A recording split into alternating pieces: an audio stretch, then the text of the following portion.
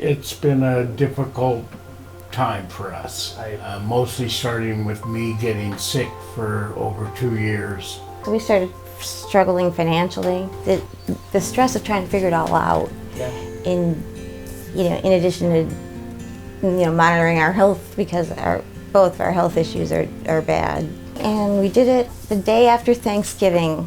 It made a lot go off of my shoulders, just that I knew that it could be taken care of and I didn't have to deal with it. I would tell anybody and everybody to use you just because you were so helpful.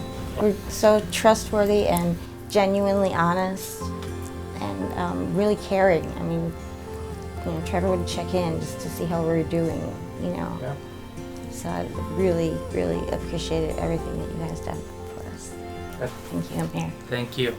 Thank you. Appreciate it.